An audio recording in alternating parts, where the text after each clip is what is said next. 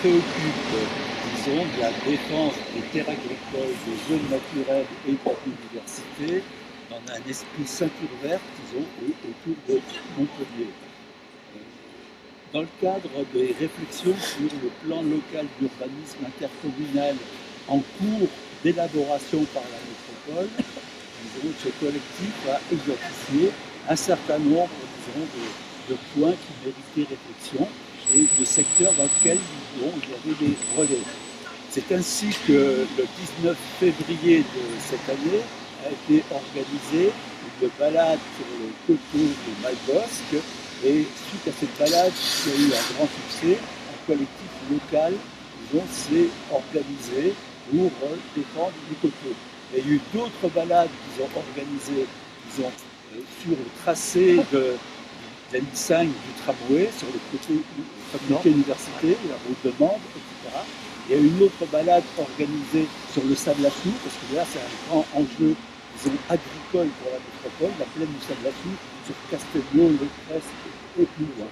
Et disons, en particulier, disons, les gens qui discutaient avec nous de Malbosc, pourquoi vous êtes contre le logement à Malbosc, etc., ils nous disent, mais il y a Gimel aussi, où il y a autant de logements qui vont être faits, et puis il y a d'autres projets. Il y a le projet de la modification, l'évolution de l'ancienne de Montpellier.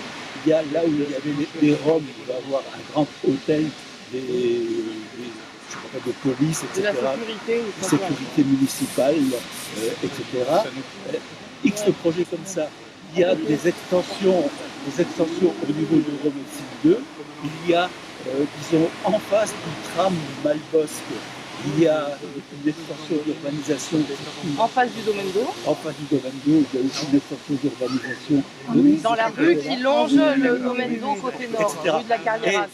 Et ce qui nous a paru manifeste. Et la ZAC Saint-Paul, à moins d'1 kilomètre au Pasquet aussi.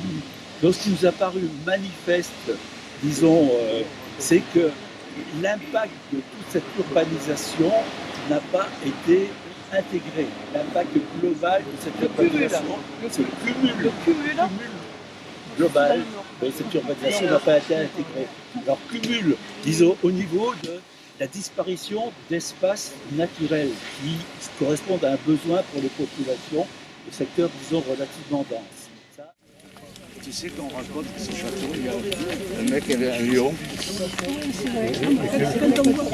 Non, mais quand on voit le petit lot de maisons que ça fait, oui. Là, avec elle revenait d'un toit de l'eau.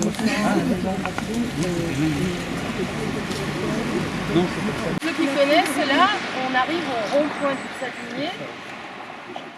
Donc il y a la déchetterie du Haut-de-Massane et de Gravels qui est ici, là. Et là, il y a la route qui part vers Gravels. Et donc les 17 hectares sont dans l'ampli de ces routes-là. En amont de la détaillerie, dans le cadre de Belle-Vallée.